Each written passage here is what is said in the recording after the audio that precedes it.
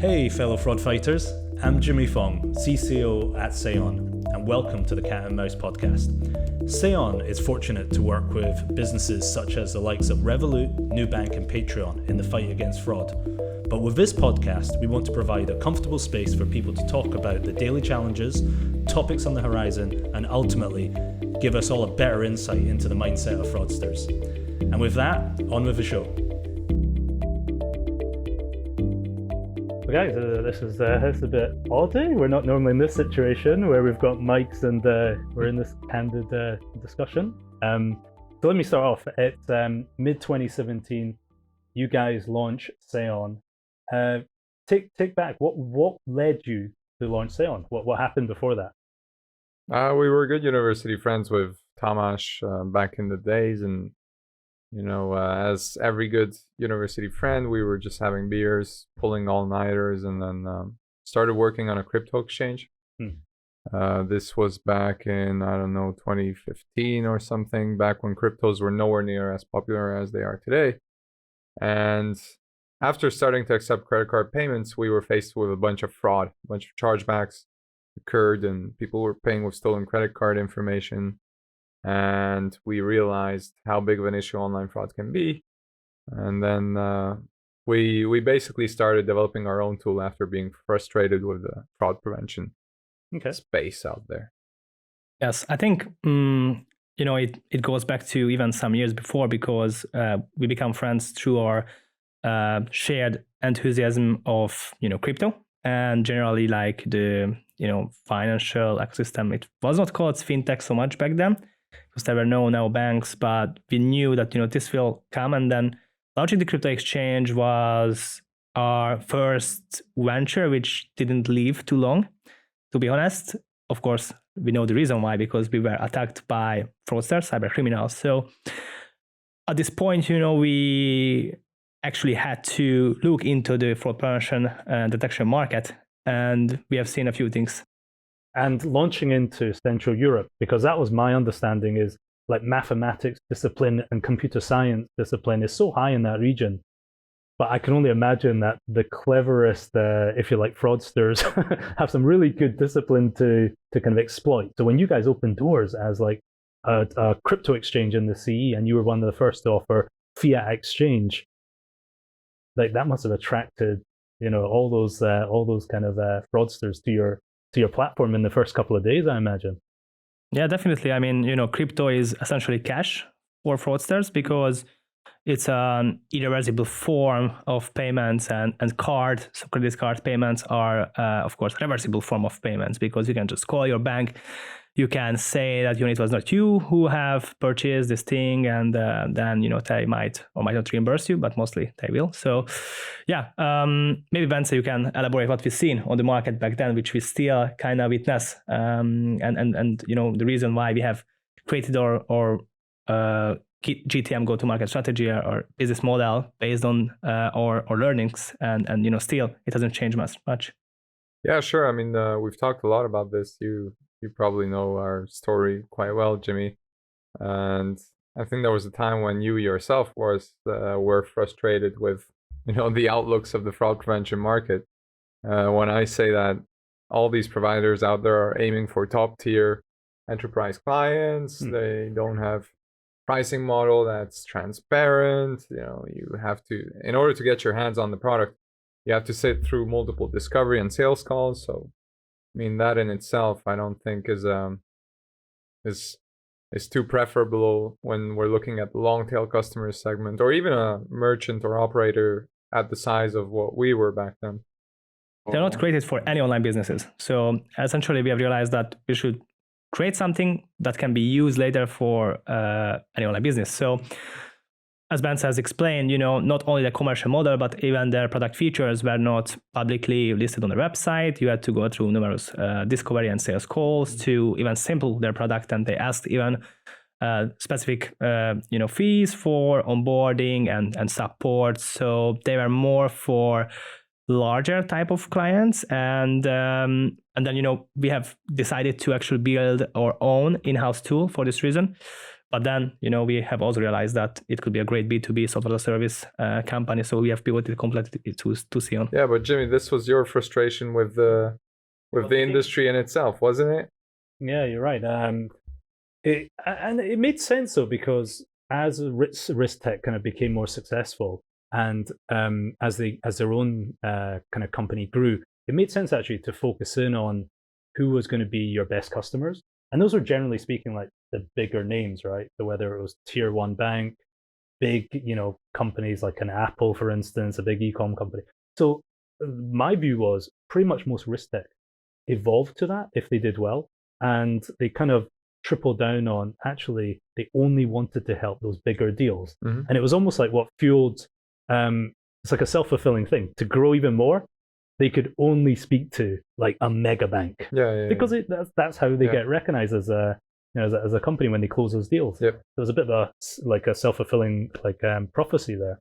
Yeah, but that's the thing with if you look at the CRM marketplace, there are players like Salesforce, and then imagine if all the players will be Salesforce and there will be no HubSpot or Pipedrive. We try to be like one of those players, of course, and this is our mission essentially. So another note on this is what we have seen back then when we have faced fraudulent attacks ourselves is that every customer of ours had an email address or a phone number, and of course when they have interacted with our website, we could collect their IP address and device information. So even these data sources could reveal hundreds, if not thousands, of useful data points for risk assessment. So we could have went, on the way of integrating an ID verification provider, but this is not bulletproof because you can buy a stolen ID for a couple of $US. There are friction in the onboarding process. So this can lead to churn and decreased user experience.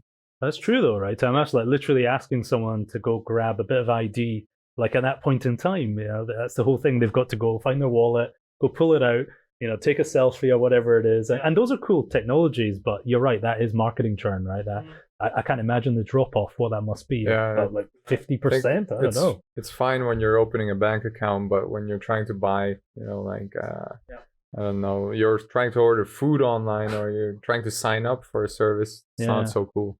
Yeah, well, of course, if there's a regulatory reason to ask for ID because of anti-money laundering reasons, it makes sense, but it doesn't make it as well as bulletproof. So still, as we see, we work with companies also who utilize ID verification products at the point of sign up, but still they need more checks to be done in order to ensure that even those customers are genuine who goes through even the normal KYC process. Let's take a step back. So this was university for you guys. Were you just pals like from like the beginning of university? What was the link up actually for you two? It's funny because I moved to Budapest from Kecskemét, which is a town in south of Hungary, and I had a good friend, my pal Balint, who we were roommates with or flatmates with during our university years, and he was studying business informatics. I was studying business management, and Tamas was studying business informatics as well. So through Balint, we got to know each other, and Balint is actually a product manager right now at Seon. So he joined, I think, 2-3 months ago, or something. He's doing a good job. So kudos to him. Oh, it's a public shout out to Balint. That's good. Thanks to him. So he was the connection point, and then you guys, crypto was kind of the shared thing.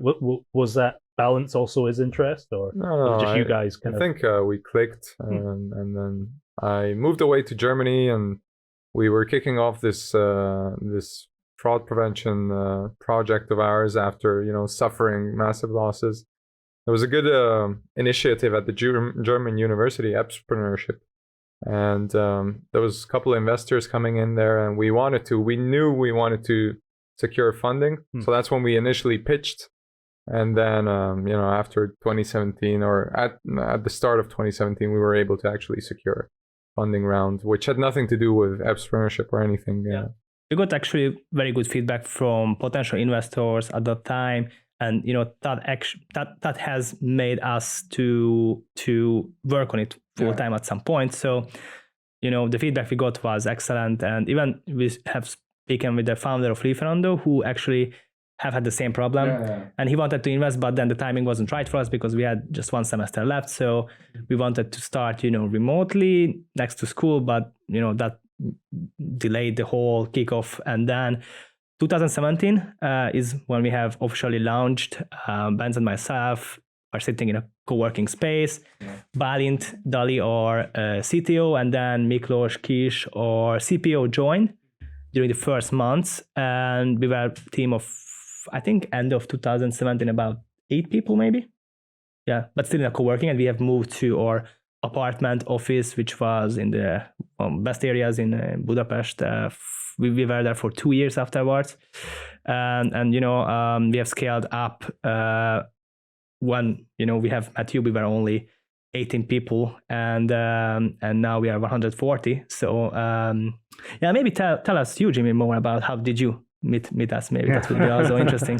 Yeah, this is jumping back. You were frustrated with the industry in itself, right? So that wasn't a joke, right? It's quite similar to how we were frustrated when we started our company. So it was the perfect mission for you to jump in there. Yeah, I mean, for me, right, I'd spent at that point 13 years in this space, and I was really lucky at the last financial crisis. That's when I could have entered into e-com and payments fraud.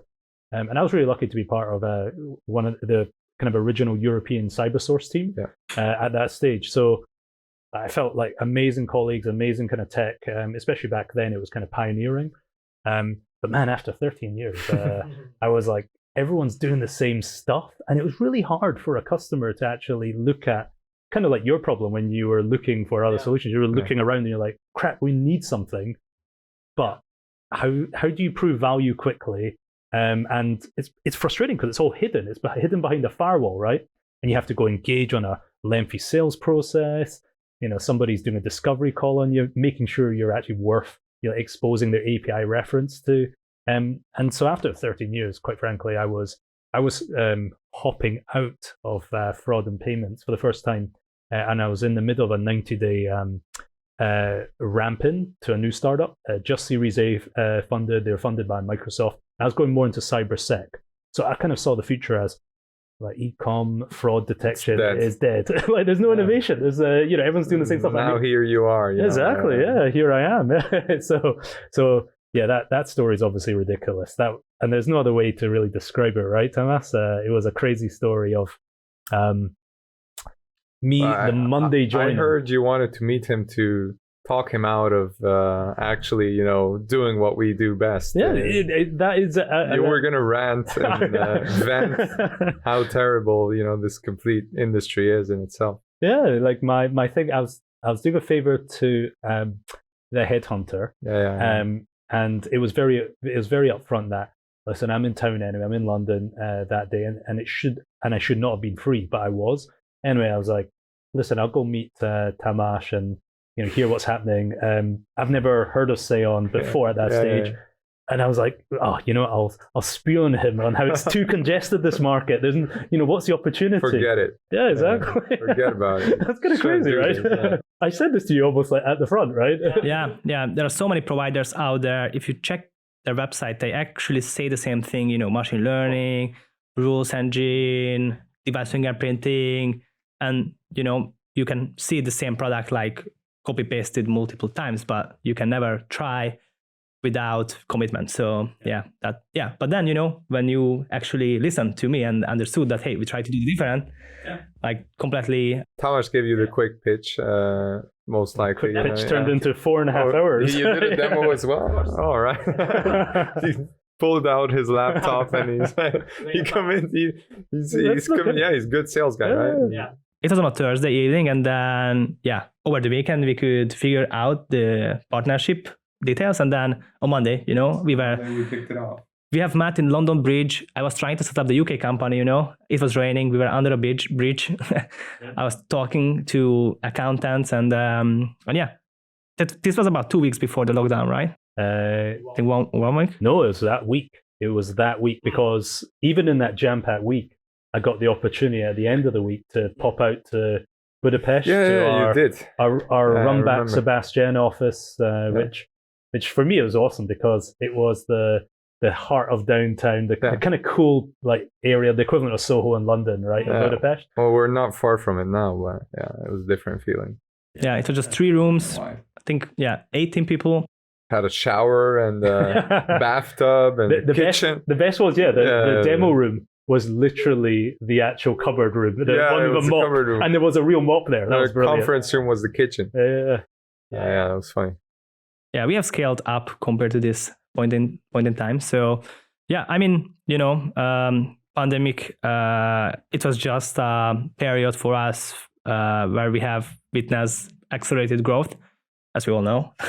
So, for me, it was really like a big learning curve, especially in this time, because that's where we have to actually build out a lot of frameworks, a lot of playbooks, marketing, sales, product development.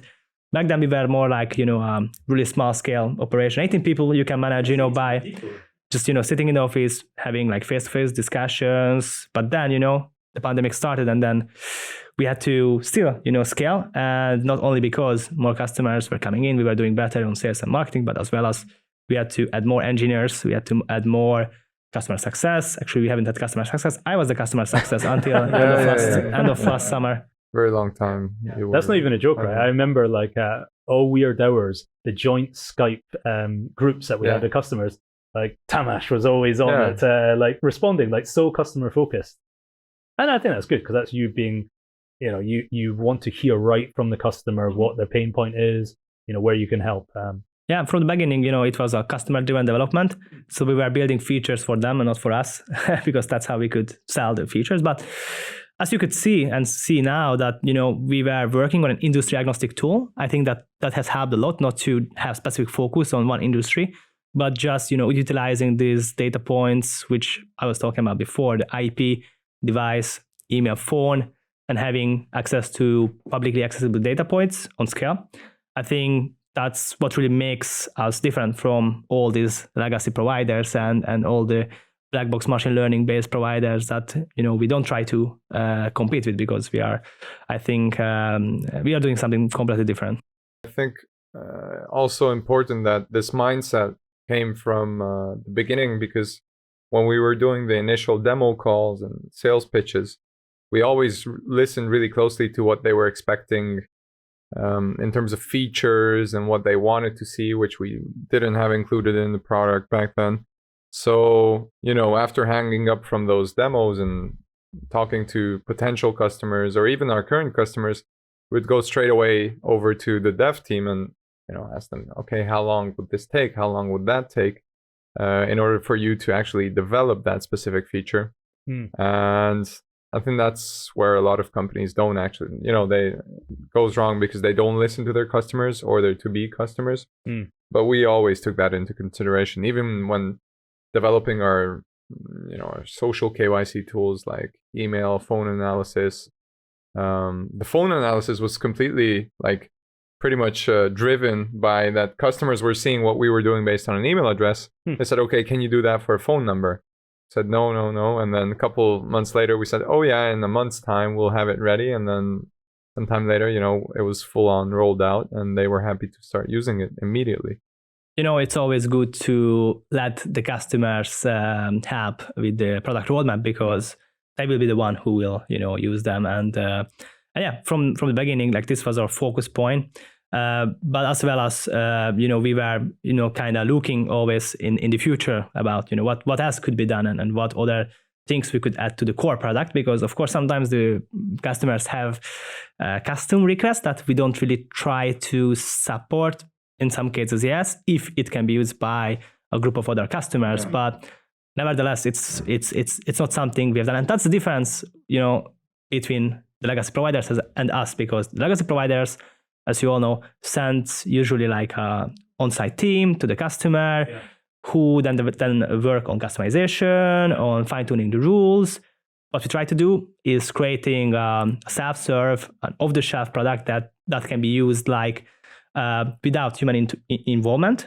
And that's why we have launched even the docs, the new version, which you have seen already. I think it's amazing. And I think that's a really good differentiator, is that Seon is proper SaaS in the sense that it's you can access it very quickly, you can benefit from all the tech that's been built up, and it's very different from, like you said, the kind of my background, quite frankly, of tier one, kind of setups, like you said, Tamas, that normally means a whole professional service engagement, which is probably like 3 to 6 months before they go live on the platform, right? Yeah. Which of course was just not an option when you guys were crypto exchange on We- day one, like don't worry, we'll just hold for half a year. That just wasn't an option. Yeah, definitely. Also, I think what mattered a lot when 2017 we closed that micro seed investment, which was 50k euros in the very beginning. We had a very short runway, right? So we had to bring How in. short was 50k for you guys then? I don't know. Yeah, 8 months tops, and Okay. we had to bring in revenue because we knew if we weren't going to bring in revenue, then nothing was going to come of this. So we had to reduce that time to go live, and we had to actively think about, okay, who do we target, what do we do, what's our offering, and how can we shorten that time span. So I would say that we were quite lucky at that point because we almost ran out of cash, which would have forced to close off the business. That would have been sad as a first venture, but it happens quite often, right? Like so we were lucky and fortunate enough to meet, in one hand, the first international client, which was a gambling operator out of Italy, and as well as one of our angel investors from the UK, who actually had his own VPN provider. And then he faced fraudulent transactions. So through one of our investors, he met us and he gave it a shot, and he tried, and in 1 month he could reduce by 90% the fraudulent transactions. So then he was like, okay, I'm going to invest, and we have created another round. He's an angel investor. Yeah, we were we've been able to create a 500,000 round late 2017, early 2018. euros, 500,000 euros for the. On that initial kind of seed funding, how was it just you two at that stage, or did you also have like Balint and Mickey? The 500,000 or 50? The 50. I thought it was me and Bence. It was literally just the two of you guys at that stage. I mean, right? initially it was the two of us sitting in the co-working office space for like a month or so. What did BD look like for you guys? Like how, like you talk about. Looked like Bence. Yeah, it was basically I was Bence. doing. We found a person from the Philippines. I think that was through Upwork or something. Right. And he was Jonathan. He was booking demo calls, like he was doing cold outreach, and we gave him like, hey, target this vertical, target that vertical, and he would do like scripted cold outreach where he had an email sequence, and it converted into demos, and it was converting quite well. So I was doing some days like 5-6 demos back to back. Oh wow! From morning to afternoon, and was just pushing it. And then every demo call, like every day, I would fine tune the pitch because I got the hang of what they want to hear a bit more and more. Imagine like the first one, that was really crappy. What were you demoing in those first days then? We had a product back then because we had an early adopter who was using it, and the product worked. Well, sometimes it was really amateur because sometimes, remember, Tommy, like when I was demoing, the developers would push something out into the live environment and the whole thing would break. So I would be like crap in front of the in the middle of the demo call. Just a test bed, honest. Customer, yeah. And we didn't even have a dev environment, I remember. It was part of the learning curve, I would say. And also what Bence did was the search for the product market fit, because we could pitch to a lot of different industries, and it could be used for different use cases as well, which we have now basically have like validated. And even back then, I would say that when we have started, we only had a pitch deck, and like the product was like just an API, like just line of code that you could see on the browser. And if you have sent some items with like Postman, and you could see like the results, like the score and some other data points. That was pre-2017. Yeah. But then when we got the graphical interface, I think that was mid 2017, and then we actually went like live, and at that point we were on the market already and working with some international clients, which was great. But then the growth was through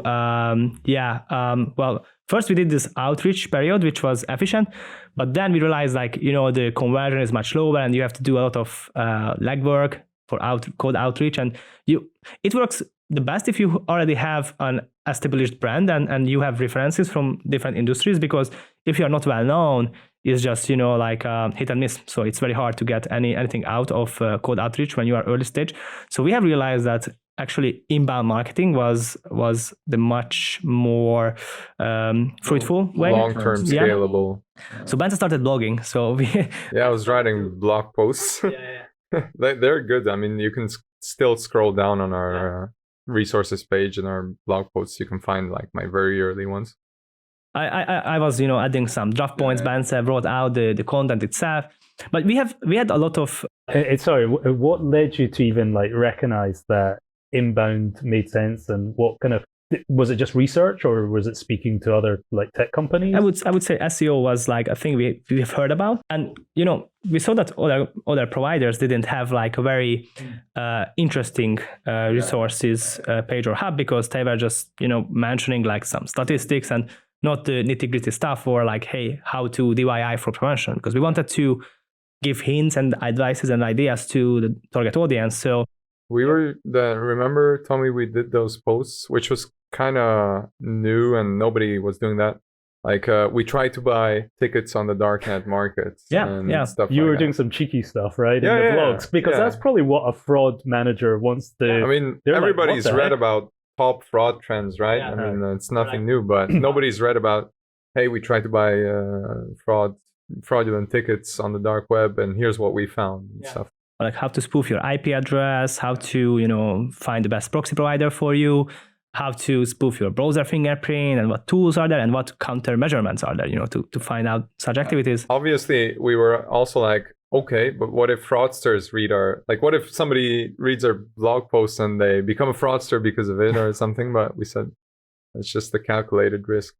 Actually, it was funny because some of our competitors who are legacy providers have stolen our content, copy pasted to their blog. It got out of control because some of our competitors, they stole it, and It's a really good point though, right? Is the target buyer persona you guys kind of intuited early on? Like that's actually what's interesting to them is how do fraudsters do this? And if you're making this like the discovery point, that's pretty cool. Yeah, when we have faced, back then with the crypto exchange, fraudulent transaction ourselves, we have really deep dived into the dark web and have seen, like the tools, the methods, the services that are offered and utilized by fraudsters. So we spent some time to understand the logic behind. So that even, pushed us even closer to create a tool against, such activities. So I think that was useful for our target audience. And then this inbound-led strategy helped us to generate inbound demos, which are of course much cheaper than outbound or PPC-driven demos. But today we have to do all. So yeah, and I love it's like a different intent. Like for me, like part of that reason of why, even though I was like saturated and quite sick of that industry, quite frankly, is I would say it's a mix of stuff. It was, of course, the way that the product was going, but I would say more exciting. I'm in commercial, right? It was literally you guys wanted to go to market in a totally opposite way that I kind of thought in my head, this must be where it's going, as in this is more sustainable with inbound. And for me, it's like the macro of people are making decisions differently now. Like it used to be that, oh, I get it, like 10 years ago, your CIO telling you, the fraud team, hey, you have to use this tool because somebody outreached me and we got on well and I was convinced of the business case and I got a good deal. Now it's like people using Slack, people using Twilio in the kind of dev community. It's actually discovered by like the operational user. So I think that's a thesis you guys go for. It's the fraud managers that should drive it. I think even a simpler ethos is just looking at how consumers use everyday services like Netflix or Spotify, whereas, in the middle of the night, you just can get your hands on whatever you want to watch or listen to. So the world is moving in this direction and it's totally okay. And I'm happy that it is because it's easier for everybody and it provides a better user experience and customer journey. Yeah, platforms like G2 or Capterra helps B2B buyers to compare products and to get a better understanding of what they do. It's always easier, I think, to sell to the end user, and that's why from the beginning we have done that. So bottom to top always, let's say, is the way for product-led companies, and top bottom is more like for those legacy providers who sell the more like the high level things through white papers and case studies that actually doesn't tell you anything about how the product was utilized. We try to do the opposite in this sense too. Yeah, I think that's really cool. And maybe also, like, as you guys have become experts in the space, like, what's your view on stuff like total addressable market? Given especially like last 18 months with the pandemic, as you said, Tamas, it's kind of accelerated Seon's growth. But what's your view on we are growing massively, fortunately, but how big is being able to help online business with safeguarding risk and fraud? What's your view on how big this can get in terms of helping? Yeah, sure. I mean, look, we were doing this exercise in terms of looking at total addressable market back when we were pitching in like 2016 and then 2017. But like, I don't really want to put a number on it. It's hard to come up with that, in my opinion. But nevertheless, what we are seeing is that more and more jurisdictions are picking up on the fact that online fraud is a massive issue. Like, I know the UK is actively focused on actually raising awareness, public awareness. So that's awesome. But the flip side of that is that fraud is an ever-growing issue, right? So with COVID coming in, my grandmother, who grew up in Hungary, which was part of the Soviet Union, had to stand in line for bananas when she was a child. Now she's ordering bananas online, which is something new, right? I mean, looking at the fact that she's over 80. But then again, the counter side to that is that she is vulnerable, right? She's not as knowledgeable about technology and the internet as I am, or Tamas is, or you are. So if she's submitting her credit card information online, she may not know that it's actually Tesco or another site where some fraudsters trying to steal her information. So I think as more people are included in the digital world, like my grandmother, and as there's more people vulnerable, and as with COVID, fraud rates are rising due to the fact that there's more people trying to, or actually believing in these money mule scams and so on, right? It's fueling because people are going out of business. They're in need of cash. So they apply for fake job advertisements where they submit their details and so on. So the point I'm trying to get at is there's so many factors in play at the moment. With the world moving more digital, the issue is ever rising. And I think without raising public awareness, it's not going to stop anytime soon. Yeah, and not only phishing, but data breaches. It's happening more and more often. More passwords are being leaked, and even if you try to be very protective and you use password management tools, it can be still leaked, and then someone could try to reuse that password on another site because it's publicly accessible. Even if you are very tech savvy, you can't prevent one of the platforms that you have used in the past to be hacked or target of a ransomware or a malware attack, or even yourself. But in the end, it's static data points that can be stolen and can be reused. We have fuel fraudulent attacks, and fraudsters and cyber criminals are also looking always for new ways for just making money. I also think of things like, for us at least, we're lucky to work increasingly with really cool fintechy brands as well. Who would you say is kind of ideal customer profile for Seon? Like, who's a good fit for us? Yeah, it's hard to say because we have more than 20 industries who we support, and some of the largest now banks, some of the largest gambling and iGaming operators, or BNP online lending companies. So wherever there is a risk that you don't, or you are not the person who you say to be, if you are trying to steal someone's identity and trying to access something in instead of someone else that you say to be, then there's a risk of fraud. So I think in that case tech like ours can be useful. So it's hard to say ICP, but if you say ICP, like online businesses, so yeah, where is like a financial transaction that's taken place. So I would say that it's a very wide term that we can use to answer this question. I think in my head, I think of like devy companies, so dev-led companies, and mainly because, like you said, Tamas, weirdly for fraud tech, we push like documentation public facing, right? Like API references available. So I know, like back to that demo channel example, like on Slack, I see more and more kind of techie users discover Seon because they're probably Googled for, how to compare, and everyone else, there's a firewall. So we're literally, it's available online. So that's what I see as more techie kind of users. Yeah, but BMPL, like Tamas mentioned, I mean, your question was around cool verticals. BMPL is definitely one of them, and lately it's an up and coming vertical, right? So it's becoming more and more popular. Like Bloomberg is talking about it for the past couple of months. There's a lot of money being poured into it.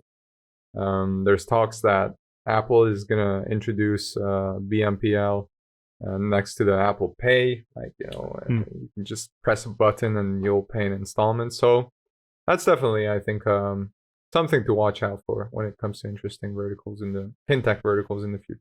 I'd love to hear Bence, Tamas as well. For us, the world of fraud fighting, I think in the past it used to be quite siloed as well. But you look at the opposite, the adversary. You look at literally fraudsters, like how they share information. Whether it's Telegram groups or it's old school forums. Some of the more old school on the dark web you have to access.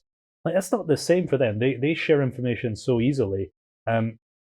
What do you think the fraud fighting community can do better so we can knock down those barriers? Because there's cool stuff out there, but what do you guys reckon? Yeah, I think this relates to your question of like the addressable market and what's happening with regards to fraud nowadays.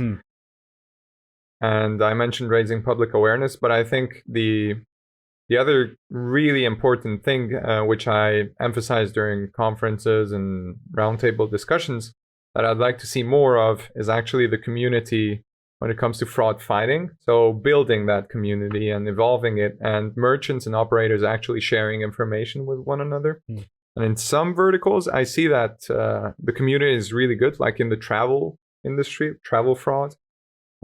They tend to actually openly and transparently share info.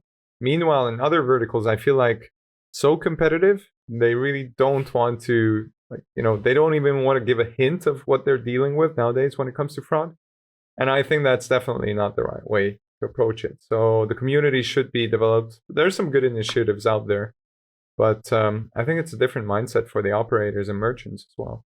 I would love to see independent organization to emerge, and just be able to facilitate conversations around fraud trends, because in specific industries we see really similar trends that might be initiated by the same cyber criminal groups. So when they see the same type of patterns, why is it possible to share and learn from each other just in any other industry? Fraud is not something that you could learn in a university or in school. That's something you have to gain experience on the job itself. So I would say that some form of collaboration, starting from just being able to compare the products from an independent point of view. It's hard to say from our perspective because we're also selling a solution. We're a solution provider. And just somehow to avoid those to pay fees to be different sponsors at events and organizations. There should be like an org that helps to facilitate conversations and then assess and compare products, but even share insights, and just create like a peer-to-peer exchange of all this information. That could be like really useful, but it's hard to do from our end because we're also we're a business, so we also try to help merchants with our own tool. Of course, there are some other tools that does something better than us. It's obvious, but at the same time, I think the industry lacks of these, places or forums when this kind of conversation can take place, because as we have discussed, everyone is HIDOs, legacy providers. Yeah. Companies invest a lot of money in those providers, and then they don't want to give out a lot of information about what they do because other companies maybe haven't paid for that. And yeah, as Bence said, for example, in the gambling industry, even they're attacking each other. So we have seen cases when one operator created profiles and then just trying to target another operator who is doing the same thing. So it's quite competitive in some industries. Yeah, I've seen it also. I remember a customer, they're in the like the super app industry, so they do everything right. But like I remember them explicitly saying, "Hey, our data is our asset," and so when we use kind of cool tools like a Seon, like they almost don't want to shout out about it because it gives them a bit of a competitive advantage. Yeah. And it's this weird dynamic because of that. Yeah, if they don't let to use their logo on our site or in case studies. Yeah, because they don't want their competitors choosing it as well. Yeah, it's hard to share the great stories like that. But that's the thing, like, in the future, I think this is going to just get bigger because a company's IP is also, their frameworks, their playbooks, their workflows, as we have developed as well, ours. And I think, that's how we can actually compete with the legacy providers because we have spent time on building those out. So we might not want to, get them publicly accessible because then some other companies would get a lot of inspiration from them. I think it also depends on what the result, like the end result of the fraudulent activity is going to be. Just thinking out loud, maybe in the travel industry, I read once that very large part, more than half of the cases of travel fraud, when it comes to like airline ticket fraud, they result in further fraudulent activity as well, like human trafficking, for example, drug smuggling, and so on. I mean, maybe in the airline industry, there's a bigger stake at hand, so that's why they're willing to share more info and be more open about it. I don't know. Who knows? Yeah, I think it's a more progressive kind of view that I think we're trying to promote. That at the end of the day, fraudsters massively share. And I think with us, I think we're trying to promote general education, like to up the game of fraud fighters. And we don't care if it's like a competitive solution. The market's big enough where clearly the end business needs that help. And I think that's a much more, first of all, I think it's the right thing to do for a developing digital economy in the first place. But secondly, I think that's quite a confident pose because our engineers are working hard to provide value at the end of the day. If we are so scared that competitors can grab our IP, then we're probably not doing a strong enough job, quite frankly, of the value we offer. And I think that's quite cool that we're like, listen, we will help all fraud fighters. That's kind of the ethos of, what we're trying to build it as community. Yeah, definitely. Definitely. And at the end of the day, I hope that, we do create an impact in the world. So that's not to forget that we are working on, we get up every day to actually stop these bad actors from doing what they do and potentially save a lot of people, like my grandmother, for example. Remember that time one of our investors, grandfather, like he has wired like 20 grand to fraudster, and our investor was calling us, so if he can help anyhow, but it was already wired, so couldn't have much. You can't revert that, but they actually didn't. They were scared of telling him. So the family didn't want to let him know that, like the 20K is gone. He was like 93 years old. Because he was over 90, and they were scared that he couldn't actually handle the news. He wired all his savings. I mean, he didn't wire, but he fall as victim for a phishing attack. So they have accessed his bank account. That's really sad. Like that. Like that's becoming just more common. Everyone can think of, unfortunately, a relative, a family friend. So I mean, what the thing that people don't really talk about is the psychological toll it can have on you if you're a victim of fraud. And like, imagine, just this. But anyhow, like I wouldn't. It's never happened to me, luckily. But I wouldn't feel too good if my bank account, my bank card details were stolen or my savings were wired out. It would definitely give me some sleepless nights. So this is the beginning of season 2, the Cat and Mouse show. We asked the question at the end of the show on season 1. Hey, listen, in the world of fraud fighter, like you guys, full-time fraud fighters versus say fraudsters, Bence, who's the cat? Who's the mouse? Love to hear that from you, Tommy, as well. Good question. I mean, it's funny because the mouse is always the cheeky one doing the tricks, and then the cat is running after it. But I view ourselves as cheeky ones as well, because we're doing something very differently. So it's very hard to say. I'd like to think that we're one step ahead of the game, and we are the mouse in this case. But we'll see how it turns out. I would say we are the cat, because we are trying to chase and catch the small little mouse.